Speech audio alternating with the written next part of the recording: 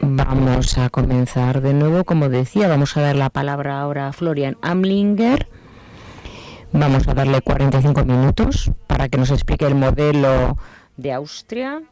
El modelo de gestión de biorresiduos es conocido a nivel europeo. El modelo austriaco también es muy conocido en toda Europa. La gestión que hacen de los biorresiduos. Han realizado más de un plan para poder fomentar la gestión local y voy a darle la palabra directamente a Florian. Adelante cuando quieras.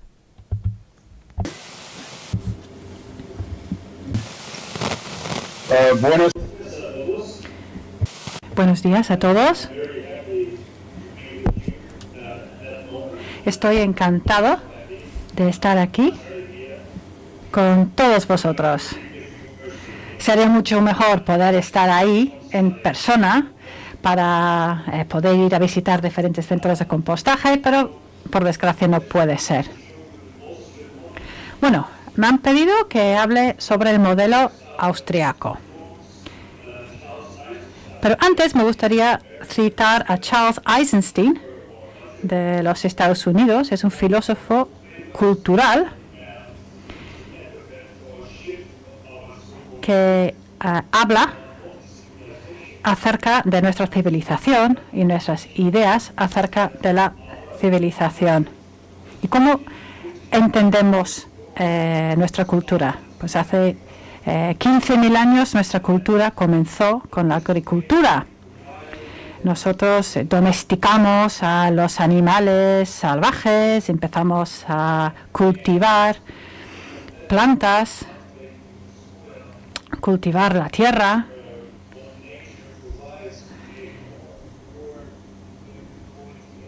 Con lo cual pudimos mejorar la calidad y la cantidad de todo lo que nos daba la naturaleza. Pero durante los últimos 100 y pico años, y en este tiempo, nuestra percepción de la naturaleza se ha vuelto mucho más mecánica.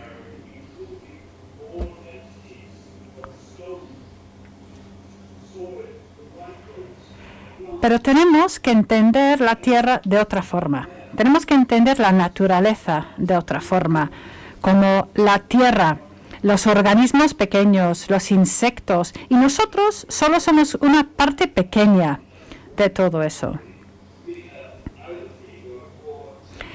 Y si no funciona todo eso, entonces se colapsa el sistema. Y todo el problema del cambio climático y la crisis climática, ¿de dónde viene? Viene del hecho de que ese equilibrio que habíamos conseguido entre nosotros y la naturaleza, todos los organismos que vivimos en el planeta, el océano, etc., todo ese equilibrio se ha roto con la generación desfrenada de plásticos, etcétera, con lo cual ya hemos perdido esa percepción del planeta como un ser vivo y hemos dejado de reconocer esa ley, la ley que rige toda la vida en el planeta. Y eso es lo que dice Charles Eisenstein.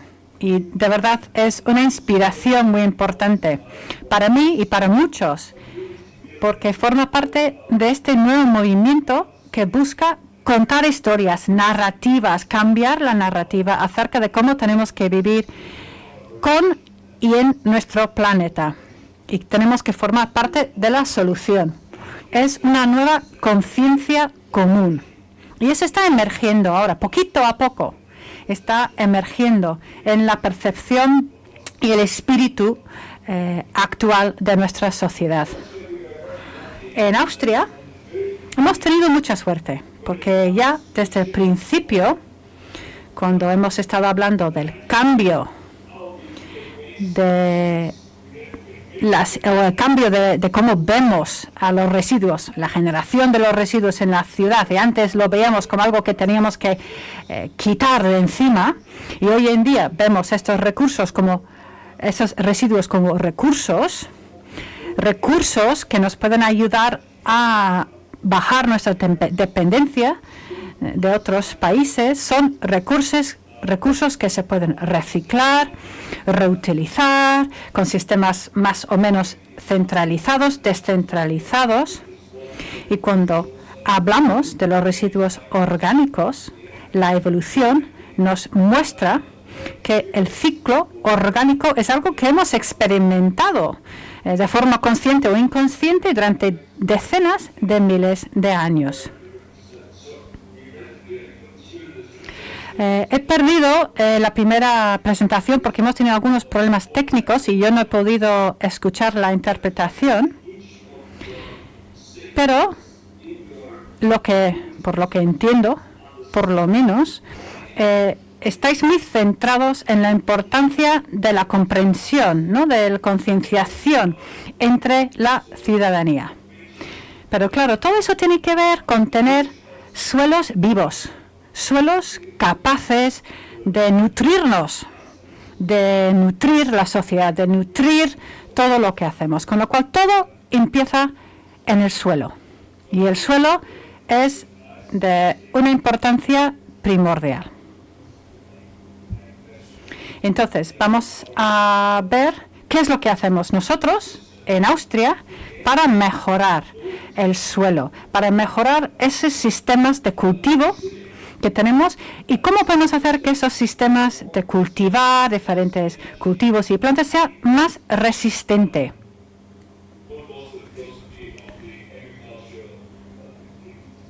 Y tenemos que replantear la filosofía de todas nuestras actividades agrícolas. En los años 70, los años 80, cuando comenzamos a pensar en la agricultura orgánica, pues desde entonces hemos aprendido mucho.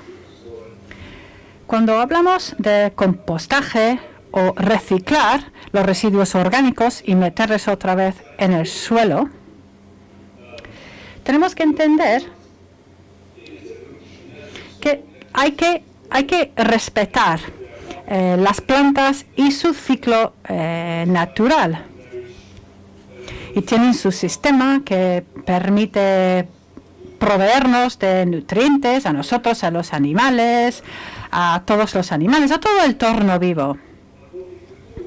Con lo cual, ese sistema está ahí y no podemos interferir en ese sistema. Pero lo que sí podemos hacer es crear el entorno adecuado para esa planta, para permitir la planta misma realizar todo ese ciclo de vida que tiene alrededor de sus raíces, alrededor del suelo, para crecer mejor. Y cuando digo mejor, digo crecer para producir una calidad que esté en equilibrio con la cantidad que nosotros como seres humanos necesitamos. Es decir, tenemos que llegar a un equilibrio entre la calidad y la cantidad.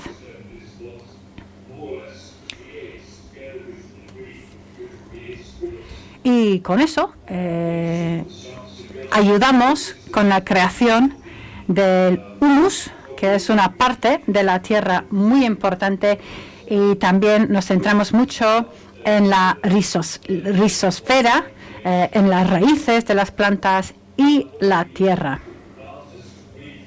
Pero claro, la planta tiene que respirar. Hay que ver un intercambio de gases, de oxígeno.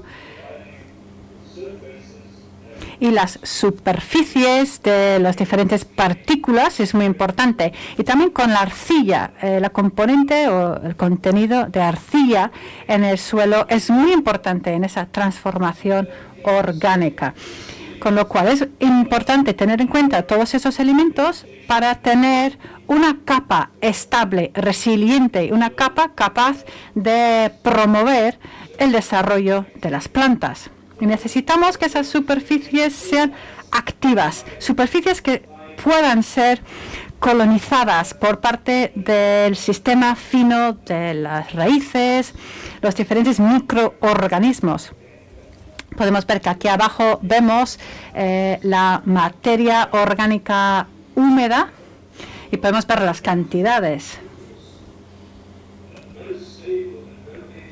Y si tenemos un humus estable, de buena calidad, eso es muy importante. Y si podemos producir eso dentro del sistema del compostaje, vamos a estar ayudando muchísimo al desarrollo y la cultivación de las plantas y los cultivos que estamos intentando producir.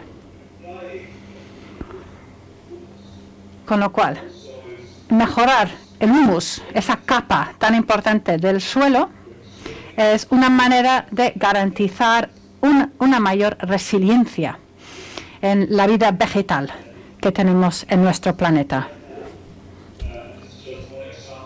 Y aquí tenemos un ejemplo de los cientos de publicaciones que existen hoy en día acerca de diferentes prácticas para conservar y mejorar esa capa, el humus y los diferentes componentes que debería de contener en comparación con una materia orgánica fresca, por ejemplo.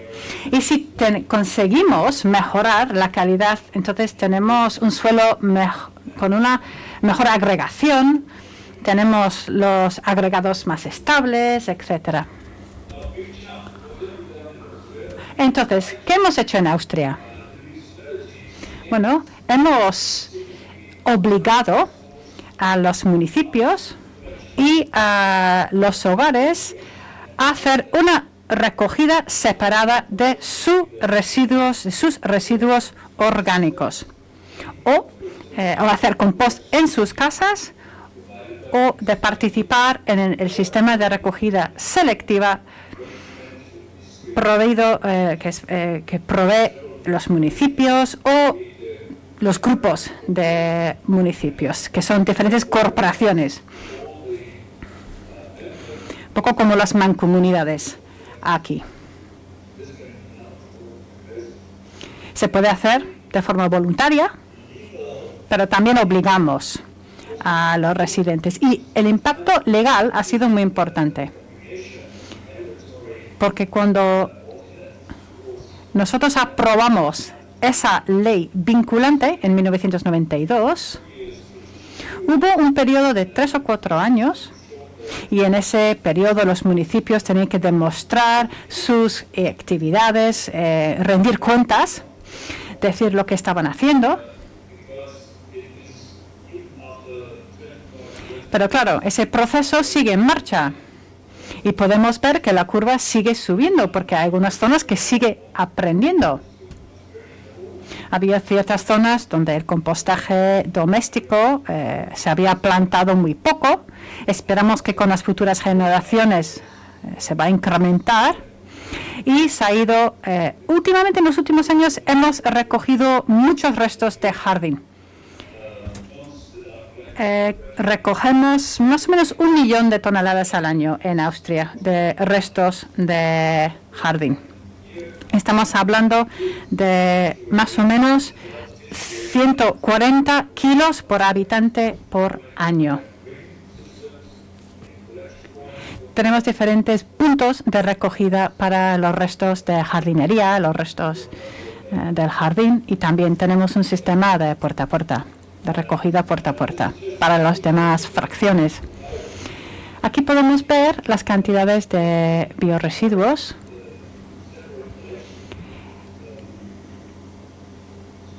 En todo el sistema de recogida selectiva o todo el sistema de reciclaje, los biorresiduos corresponden a 23%, con 114 kilos por habitante por año. Pero en cuanto a todo el reciclaje y también de la recogida selectiva de los residuos orgánicos, estamos hablando del 45% del total reciclaje. Entonces, sin el reciclaje de los biorresiduos, da igual si tenemos o no la recogida selectiva o que tenga el compostaje doméstico o no, pero si no reciclamos los biorresiduos, sin hacer ese reciclaje, nunca vamos a poder llegar a estos objetivos de tasas de reciclaje del 60%, que son los objetivos que nos han marcado. Entonces, los bioresiduos son un elemento vital en este esfuerzo y es algo que Carlos ha explicado de forma muy clara. Aquí vemos en la parte izquierda la distribución de las plantas de compostaje en Austria. Son más de 1000, como vemos, y vemos que estas plantas se han establecido de manera que cada municipio cuente con una granja en la que se realice ese servicio de compostaje. En las localidades más pequeñas, que tienen de 500 a 6.000 habitantes, esta es la situación que tenemos en estas zonas rurales que vemos aquí. Y veremos después más ejemplos también. El 15% de los restos orgánicos van a estas plantas. Y cuando observamos el tamaño medio de unas 400 plantas, vemos que cubren a 22.000 habitantes. Tratan 1,25 millones de toneladas, que es importante, es una cantidad importante. Por lo tanto, llegamos a unas estadísticas superiores a las oficiales relativas a recogida selectiva. Y esto es muy importante, un indicador importante. El tamaño medio o la capacidad media de cada planta es de 3.100 toneladas. Si recordamos lo que nos ha presentado Carlos en cuanto al tamaño de las plantas de compostaje que tienen ellos, vemos entonces esa media y podemos imaginar cómo es la situación. Hay plantas, por supuesto, que tienen más capacidad, pero hay muchas más que cubren una franja inferior de 500 a 3.000 toneladas. El 70%, y esto es importante, son miembros de un programa de garantía de calidad de la Asociación del Compost de Austria, y explicaré más adelante en qué consiste. En la actualidad, la ordenanza sobre el compost, la ley que nos rige, determina los requisitos cualitativos a la hora de producir compost a partir de residuos. Se trata de una ley aprobada en 2001 en Austria, que va a enmendarse en breve. Se ha realizado un borrador y en este caso, a partir de ahora, un sistema de garantía de calidad se hará obligatorio.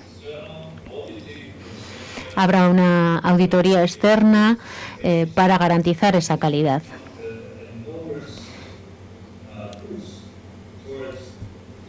Y creemos que esto va a ayudarnos a dar un paso de gigante a la hora de mejorar la calidad de nuestro compost. Bien, esta imagen la muestro para recordarnos que tenemos que tratar muchísimo material dentro del residuo orgánico. Hay distintos volúmenes y distinta naturaleza de productos.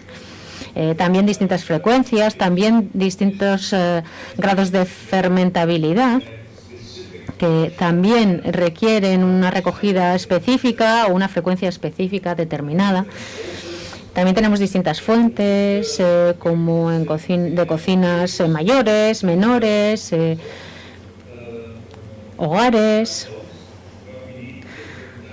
Por lo tanto, todo esto requiere distintas infraestructuras que se adapten para lograr, de alguna forma, el mejor sistema posible. Bien, voy a compartir ahora las mejores prácticas con las que contamos en Austria. Bien, yo creo que desde luego en vuestros proyectos habéis aprendido mucho al respecto y tenéis un gran conocimiento en Euskadi, en Cataluña, en Pontevedra, etcétera.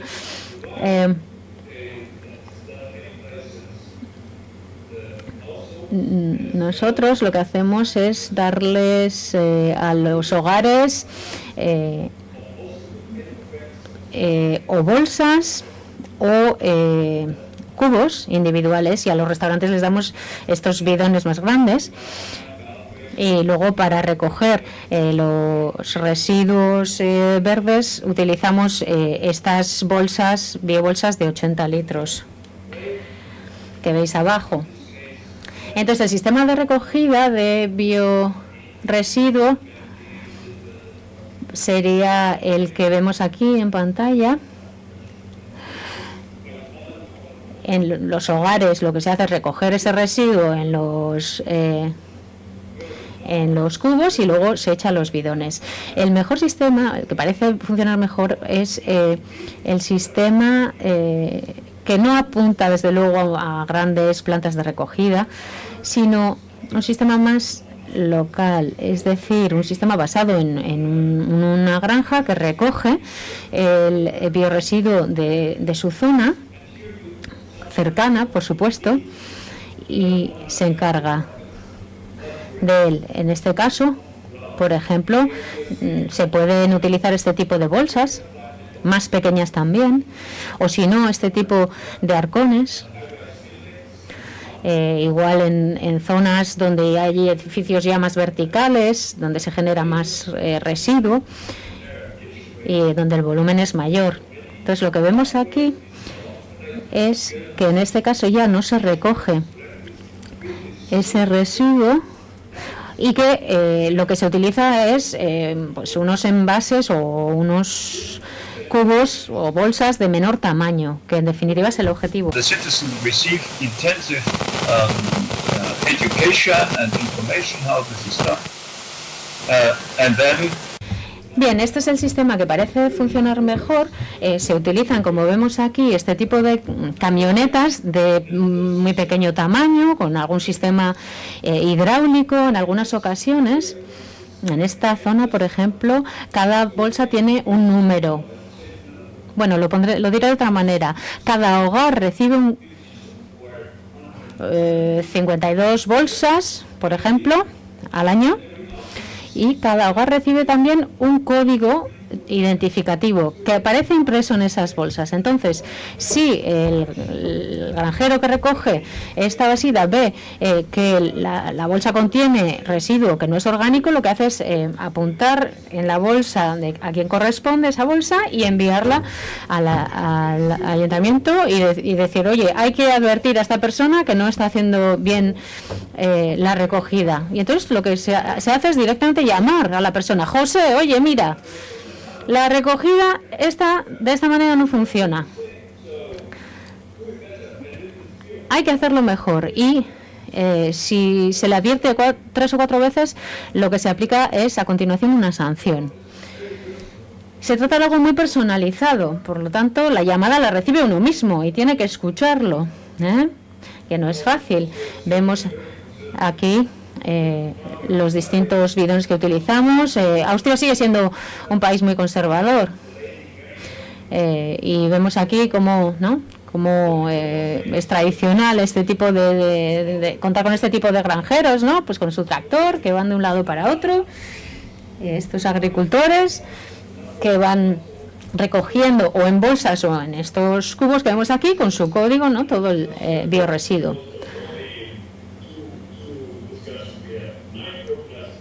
También tenemos el debate de los microplásticos en Austria, porque esto es una catástrofe planetaria total. Entonces hay un gran debate en marcha sobre las impurezas que se transforman de las zonas urbanas y cómo reducir esas impurezas dentro del bioresiduo. Esto se logra a través de formación.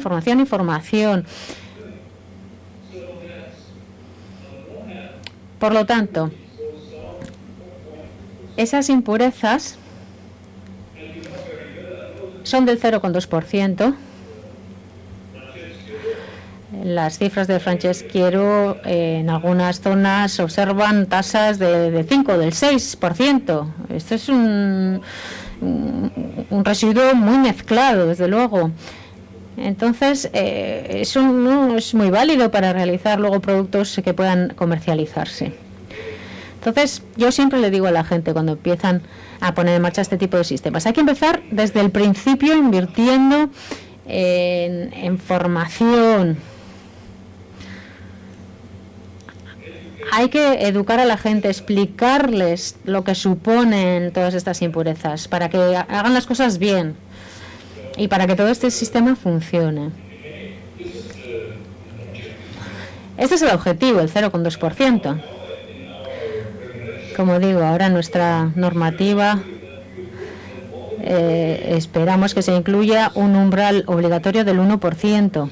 ¿Os imagináis? Un 1% de impurezas. En la actualidad tenemos un indicador del 2%, y si ahora se aplica un 1%, esto tendrá consecuencias legales, porque si no se respeta, pues lo que va a suponer es un coste adicional al municipio, y el municipio va a repercutir ese coste en las personas o los hogares individuales que no estén haciendo las cosas bien.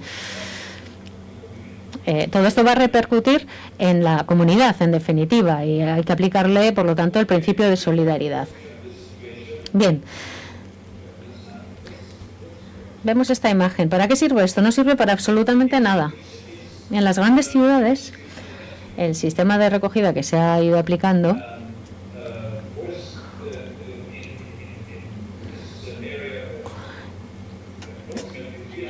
en esta zona, por ejemplo, de 300.000 habitantes, en la ciudad de Graz, que tiene 260.000 habitantes. Bueno, pues aquí tienen su sistema, un sistema muy bueno de triturado de residuo verde. Aquí tenemos una planta y a continuación ese residuo se envía a 18 plantas de compostaje diferentes. Y esas plantas son plantas que se encuentran en granjas, en explotaciones específicas, y lo que hacen es compostar el material y los valores umbral del compost agrícola están determinados muy claramente. Ese compost debe cumplir unos requisitos y luego puede utilizarse en las explotaciones.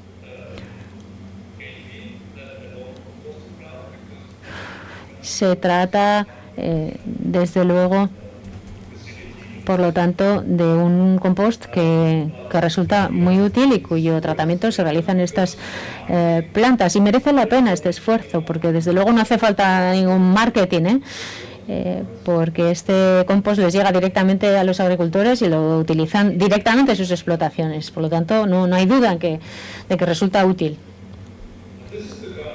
Aquí tenemos el residuo verde. Yo creo que el sistema existente está muy bien. Tenemos un sistema para el residuo más voluminoso y otro para el residuo menos voluminoso, en definitiva.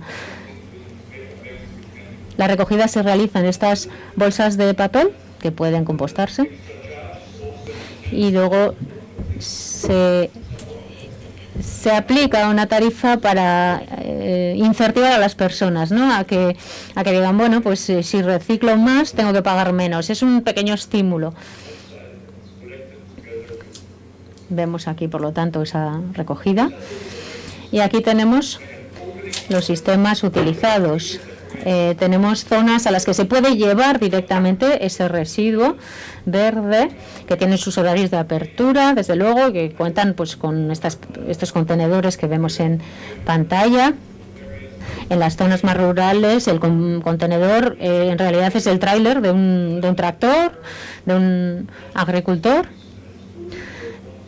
Cuando se llena, pues el agricultor cambia ese tráiler, se lleva el lleno, deja uno vacío, y desde luego es un sistema muy fácil de funcionamiento, extremadamente simple, y funciona en un ámbito de 6 kilómetros a la redonda, todo de una gran cercanía,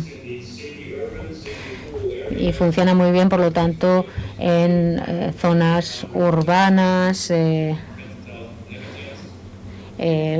con, no sé, un número de habitantes de 500 a 1500 a 2000, y de esa manera la gente no tiene que, desde luego, viajar a grandes distancias, ¿no?, para llevar este tipo de residuo. Es algo muy sencillo y muy cercano, y que la gente acepta muy bien.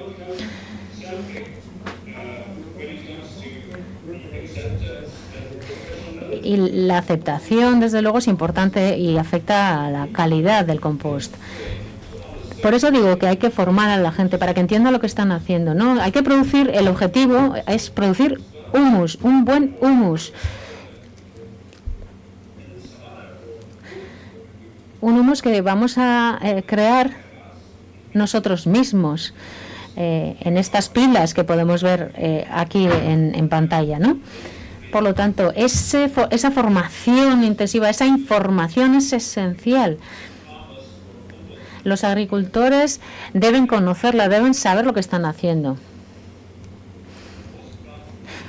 En Austria, por ejemplo, hay pocos agricultores que sepan hacer esto bien, y desde luego yo hasta pondría en marcha un máster de compostaje. A mí me parece que es algo que hay que saber hacer bien. Eso es como la pintura o la escultura, es algo muy artístico y hay que hacerlo como hay que hacerlo, bien. También es algo muy científico, ¿verdad? Pero es algo que tenemos que saber hacer y tenemos que aprender a hacer. Bien, en la ley vigente tenemos unas directrices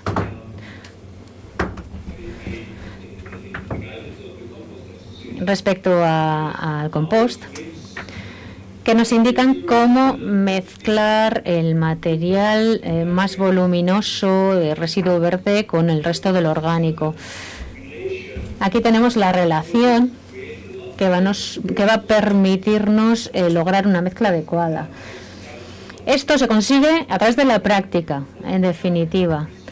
Cuando la planta de compostaje recibe ya una licencia y hace esa mezcla, la tiene que hacer bien. Entonces esa planta tiene que demostrar que es capaz de recoger ese residuo y que es capaz de lograr una buena mezcla. ¿Se me oye bien? Porque hay veces que los cascos me hacen un ruido y no sé muy bien. ¿Me oís bien? Bueno, espero que sí, porque por lo menos no oigo lo contrario. Bien. Tenemos, por lo tanto, instalaciones de compostaje que deben respetar una serie de principios, ¿no? En cuanto a la mezcla.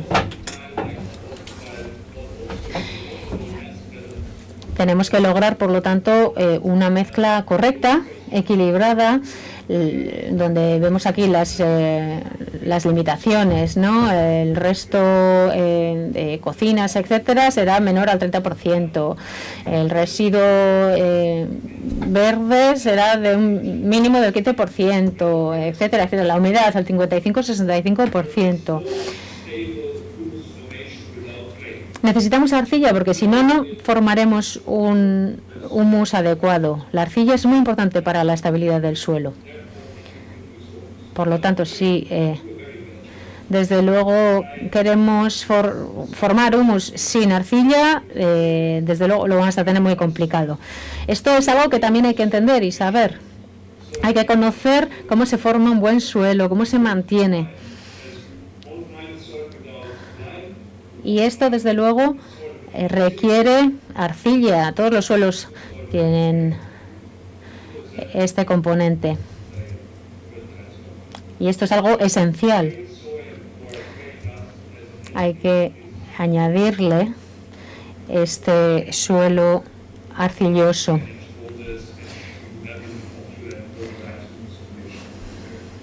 Y esto hay que tenerlo claro desde el principio. Bien, estas son las directrices, las condiciones que hay que ir cumpliendo.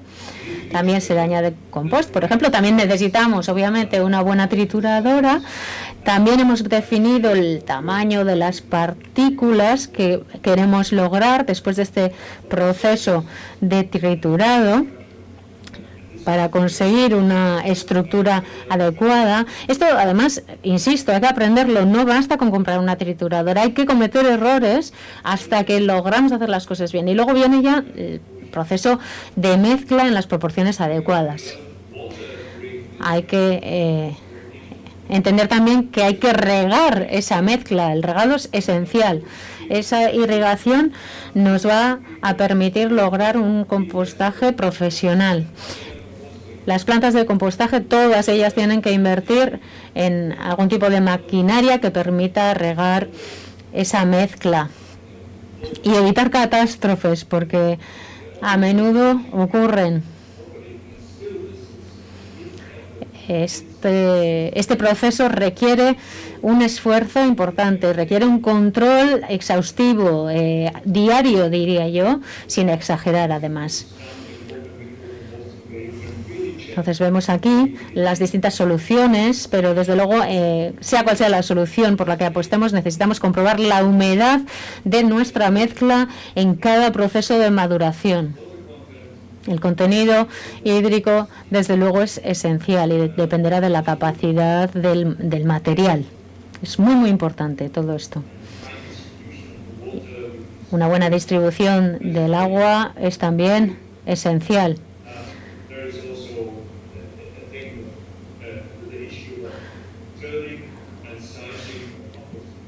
Por lo tanto, esos procesos de mezclado, del tamaño, también hay que tener en cuenta, desde luego, el tamaño de la pila de compost que estamos creando. Nuestras plantas de compostaje nunca pasan de 1,30, 1,40, 1,50, 1,50 es el máximo, diría yo, de altura. Por lo tanto, como digo, hay que entender el proceso, hay que saber qué está ocurriendo en estas pilas enormes, en estas hileras enormes de compost. Necesitamos saber qué se está produciendo en cada momento en las distintas secciones del compost y en distintas circunstancias. No se puede dejar al azar en absoluto. Es como un bebé, hay que cuidarlo cada minuto. Y los agricultores tienen que ser conscientes de ello si hacen su compost. Tienen que cuidarlo todos los días. Y tienen que entenderlo muy bien, porque se trata de un proceso microbiano muy complejo.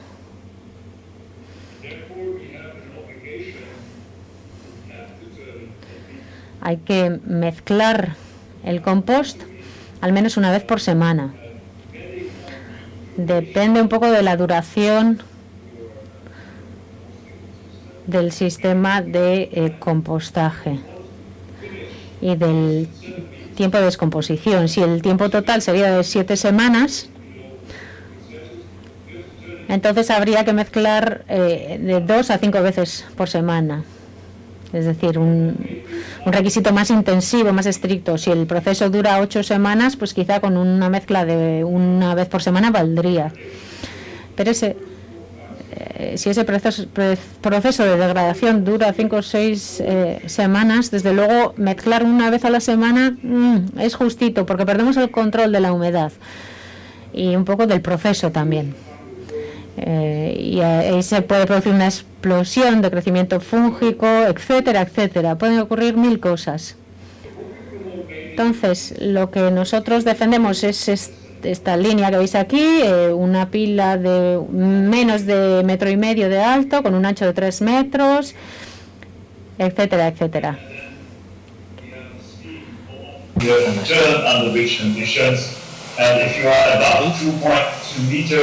Vemos aquí que hay distintas posibilidades con distintas recomendaciones.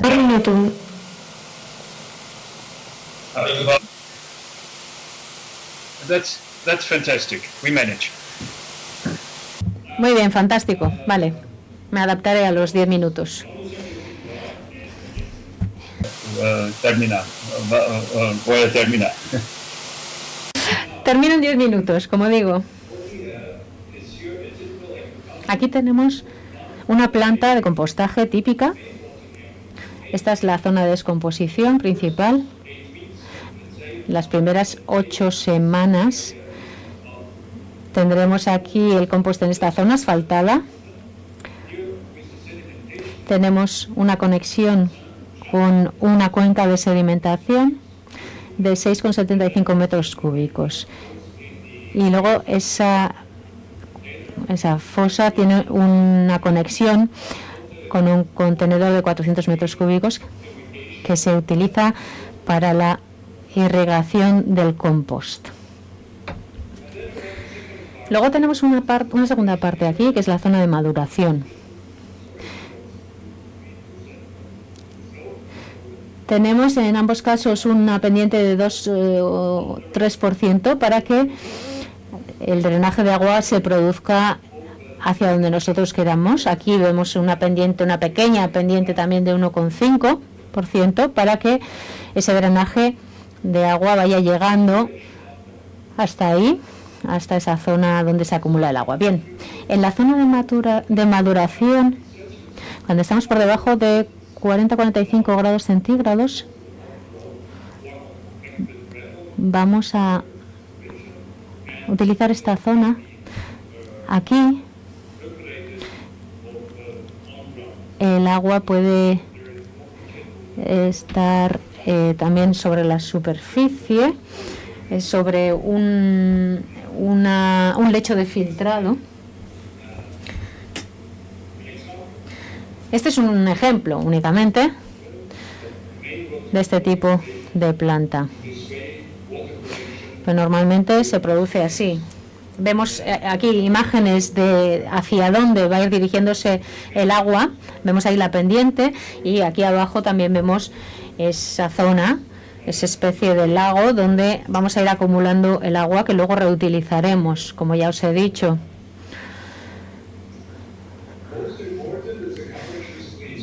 Bien, nuestras plantas de compostaje reciben una recomendación que hay veces que también es una obligación, que sería la de cubrir todas esas hileras de compost para evitar un caso de precipitación descontrolada que pudiera dar al traste con toda la hilera. Vemos aquí una imagen que nos muestra cómo se cubre esa hilera. Esto se permite únicamente para cubrir el compost, que incluye también restos verdes.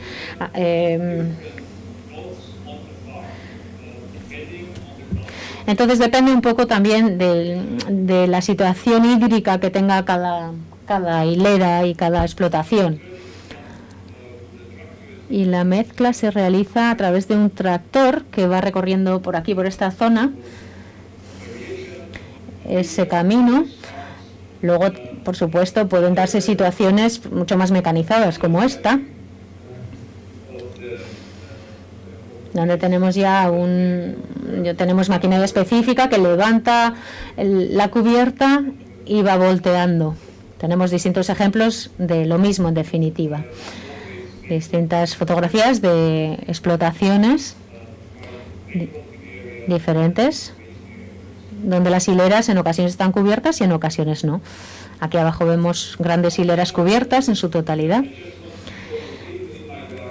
Quería explicaros que incluso si en mi jardín quiero también compostar mis restos alimenticios, se puede hacer. Vemos que este tipo de compostaje a veces que produce malos olores, pero si logramos una buena mezcla con arcilla, con suelo, con distinto material, puede producir algún mal olor en un principio, pero luego, desde luego, no huele nada. Mi compost no huele y eso es lo que tenemos que aprender, hacer un buen compost que no genere malos olores para nuestros vecinos. Si me tengo que ir a un congreso a España durante 3 días y no puedo encargarme del compost, pues vemos que pueden darse problemas. Vemos que aquí hay una zona con más agua de la que debiera, otra con menos. Por lo tanto, se trata de un proceso que hay que controlar. Hay que estar muy, muy encima. Hay que entender el proceso, la temperatura de ese proceso también. Vemos aquí las gamas de temperatura en la fase de descomposición máxima, de 45 a 55 grados, la biodiversidad máxima. Vemos aquí lecturas de 73 grados y una lectura superior de 57. Vemos que si sube más de 57, pues hay que cubrir la hilera, etcétera. Ese es el problema de los sistemas cerrados y puedo explicarlo más adelante si hay tiempo, pero lo que me quiero referir aquí es que desde luego hay que controlar la temperatura, el oxígeno, el CO2. Son referencias esenciales que se explican en nuestro programa de formación que vemos aquí, donde a los alumnos se les explica la mezcla de los distintos materiales y se les explica también cómo se controla el compost en las distintas fases, para que entiendan bien el proceso, para que entiendan los aditivos que se necesitan también.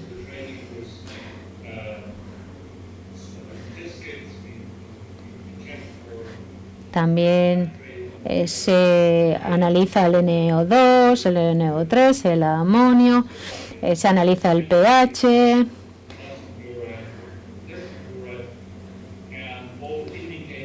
Se analizan todos los indicadores que nos dicen si el proceso es correcto o no.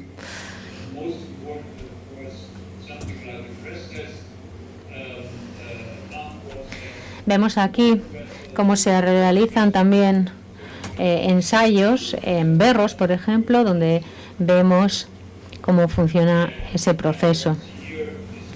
Lo que veis aquí es también otro ensayo que es muy sencillo, que se basa en introducir compost en agua y agitarlo y luego analizar la densidad de esa disolución y analizar los sedimentos. Analizando esos sedimentos vemos la madurez del compost y la estabilidad del humus. Y todo eso para enseñar a la gente cómo gestionar este proceso.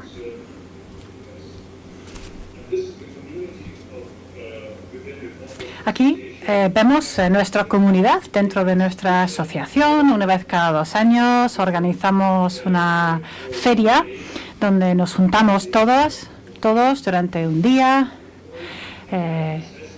y cada miembro de la asociación manda una muestra de su compost de antemano y nosotros vamos evaluando y bueno, damos un premio al mejor compostero o compostera. Y así ya creamos una comunidad de composteros y composteras. Y también manda un mensaje muy importante a la comunidad, a la sociedad, a los políticos también. Y les decimos que los agricultores podemos formar parte de la solución. Aquí podemos ver el sistema de control de calidad que tenemos. Todos los años se realiza una inspección y se analiza 1, 2 hasta 3 muestras, depende un poco del tamaño de la explotación. Esas muestras se analizan en el laboratorio, se genera toda la documentación necesaria y luego se emite un informe por parte del inspector. Y todo esto se manda a un órgano de calidad, que es un órgano externo que recibe el informe y emite un certificado. Bueno, en su caso, si aprueba todas las pruebas, claro, si supera todas las pruebas, entonces emite un certificado de calidad para el compost. Y con la formación que nosotros damos, hay muchísimos agricultores que han conseguido ese certificado y han mejorado la calidad de su compost. Incluso los que hacían un buen compost antes, ahora hacen un compost aún mejor.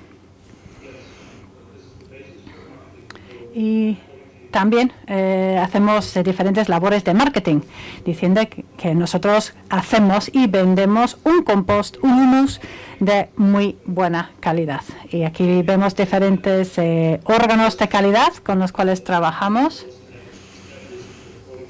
Hay muchos órganos que trabajan a nivel europeo en el campo de la calidad del del compostaje.